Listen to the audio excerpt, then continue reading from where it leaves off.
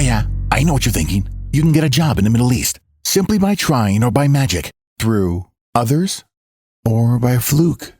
Remember that competition is everywhere. Some here, some there, but bam! Loy Macedo is the best.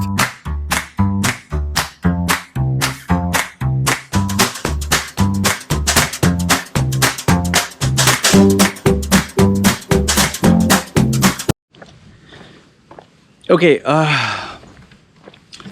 I was going through my diary, I write down my thoughts and everything. And I came across this incident that took place, whereby I was offered a very big opportunity, worth millions. You would say, like they say, millions of dollars. And I actually refused the opportunity. It was involved partnership and payment and so many other things. It's not that, just 1 million cash and no. But it was a slow and steady income. And today the people who are involved in this are multi-billionaires. Okay. Now, why did I say no to millions? Is a big question. Now, listen, before you jump and say, oh, who the fuck would offer you millions? Ha ha ha. Who you bullshit? Just listen to what I have to say. Watch the video. And then tell me if I'm right or wrong. Okay? Now, we all get offered opportunities in our lives. Okay, that much I'm sure you'll agree. A good job or a good position or maybe good amount of money. And the more visible you are online and offline, the more chances for your opportunity. So this happened when I was being very visible physically. This is before the YouTube days. Okay. I was going, conferences, events, and I was doing keynote speeches and personal branding stuff and training and all that. So, a businessman, well-dressed, smart and all that, he told me, I'd like to book a session with you just to talk and all that. And those days I was not doing like, you want to book a session, you need to pay me. If people wanted to network and all that, I was very open. Because those days I was to physically meet. And yes, my appearance also added a little bit of curiosity. So we met in this posh club, which is invite only in Dubai. Amazing. I mean, he was dressed up impeccably. Okay. And he told me that he asked me, what do you do? And, asked me about my background, my ambitions. And I basically understood that he wanted to get to know who I was. So we had a nice meeting, a coffee, this thing. And then he asked me, would I be interested in a business opportunity? So I told him, I'm just curious to know what it is. So then he set up another meeting. He said, I wanted to know if you're comfortable, we'll have another meeting another day. I said, fine. Obviously, the first meeting was he wanted to gauge me. What kind of person I am and does he feel comfortable and all that. Fine, he was happy. It was the second meeting was where he took me to his office, nice posh office. And you had 3-4 guys, some slightly older, some his age. Okay, so we sat down. And there, lo and behold, he gave me the proposal. Without getting too much into details, I had to take up the senior role, specialize in branding, marketing, sales. Okay. Money plus partnership. The money was just average, but the benefits in terms of partnership and shares, that was very, very attractive. Very attractive. Okay. And he had given me the projections of how they were planning to expand. They had got crowdfunding and money and all that. So he asked me to think about it. Okay. I would not be putting, obviously I wouldn't be putting capital, but I'd be one of the working partners. I sat and I thought about it for a week.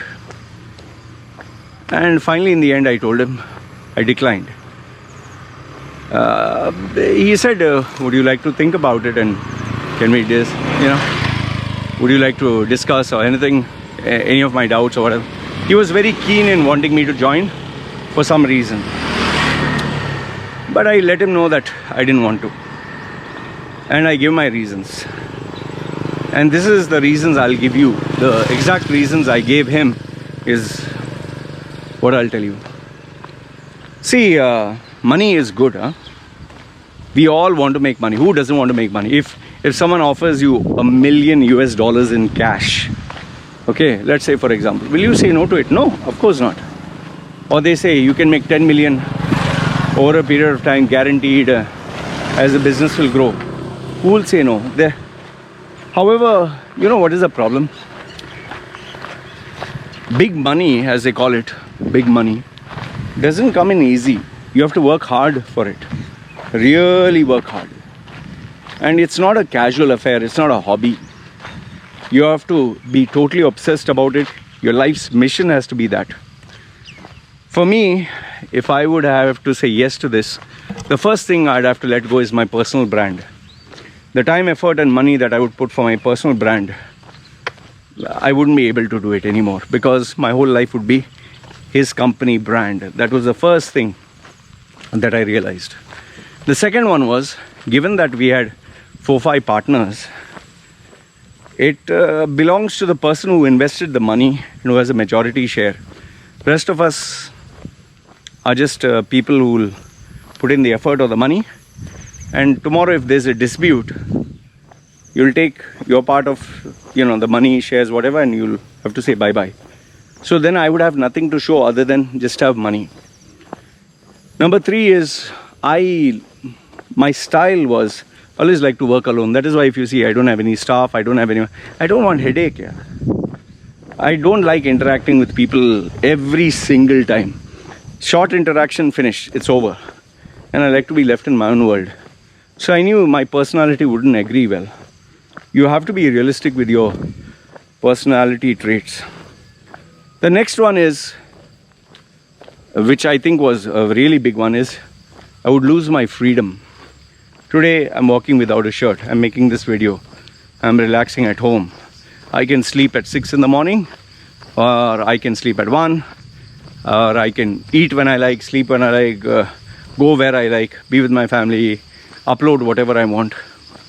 If you have to move towards a corporate life, you have to be switched on 24/7. Traveling, business meetings, negotiations, deals, Skype meetings, formal. You represent a corporate brand. Even meetings are such a fucking headache. Ask anyone in the corporate world, meetings after meetings will fry your head. And people just talk. When you go for a meeting, people just talk and talk and talk. And I've seen multimillionaires. I've been with them when I was promoting their brands. Man, you need to have it in you. You either have it or you don't. Like I'll give you this story if you want. If you're interested, you can mention down there. I spent a few days with this multimillionaire.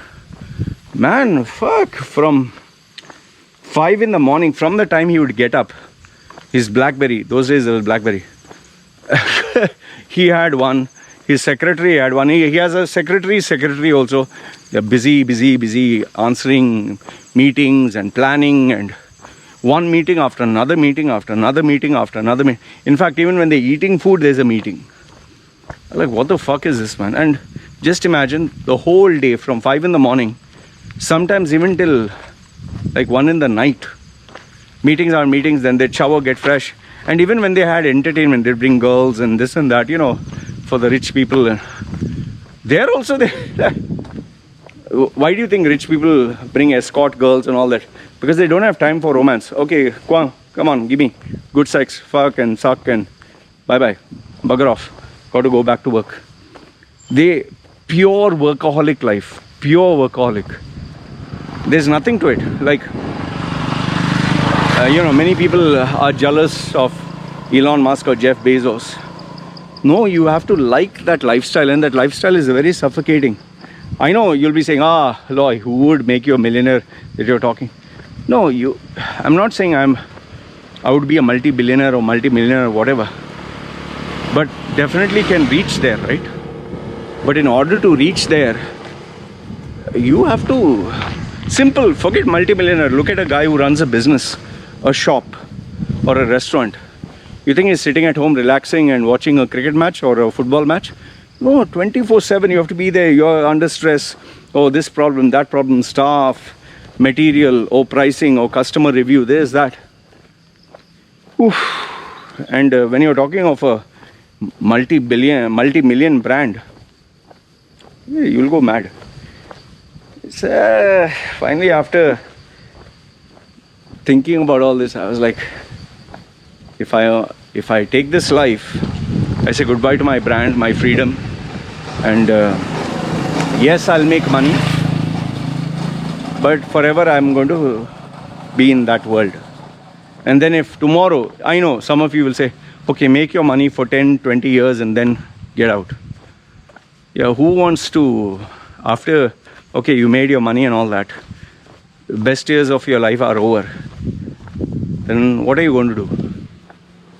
See, today I'm in my 40s. Fine, some people want to listen to what I have to say. If suppose I start a YouTube channel when I'm 60, who the fuck is interested, man? They'll be like, shut your pie, old man. And it's not like you have forever. You can do whatever you want. The landscape keeps changing. The internet world keeps changing. The fads keep changing. People keep changing. This what I'm doing today. I don't know if I can do it in the next 20 years. I really don't know. I don't know if the people will be interested. I don't know if, Spotify was not there. Podcasting was not there. I mean, the landscape changes so much. People think they have forever, that they can do stuff. No, man. There's a limited timeline. There is the right place, right time. Whether it's cryptocurrencies, whether it is investing, whether it is starting a new career. Today, that company, oh, those guys are very rich. Very, very rich. They're doing very well. And yes, obviously they don't keep in touch with me, but I see them sometimes, and they're all multimillionaires, all those partners, and they're very happy. At least that's what I see online. So do I regret? Do I regret saying no to this $1 million opportunity?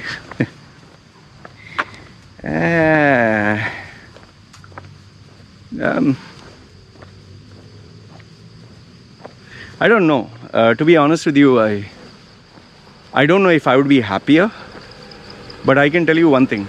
I'm happy today. I'm happy. This is what I'm doing. Gives me happiness. Am I working hard for money? Yes. But the happiness comes from the fact that I'm working for myself. I'm my own brand. I have freedom. And there's a deep sense of inner joy that you feel, which you can't express. Okay, would $10 million in the bank, or being a owner of a multi-million-dollar company, being known, not very famous, being rich, would it help? Yeah, money helps. See, I'm not trying to sound fake. Oh, you don't need money, no. We all need money. More money, the better.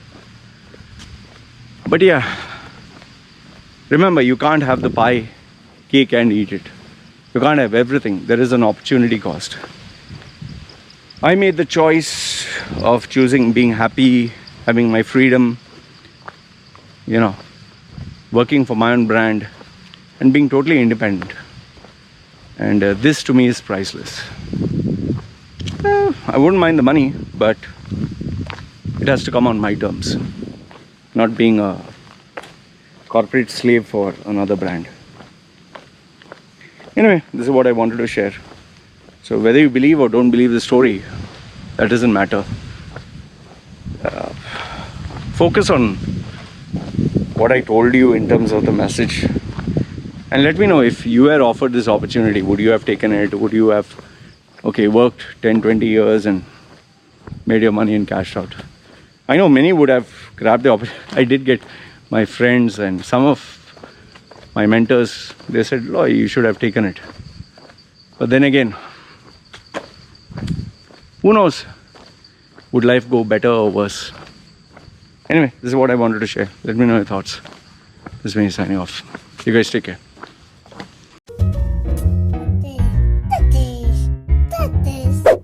Yeah, I know what you're thinking. You can get a job in the Middle East simply by trying or by magic, through others or by fluke. Remember that competition is everywhere. Some here, some there, but bam! Loy Macedo is the best.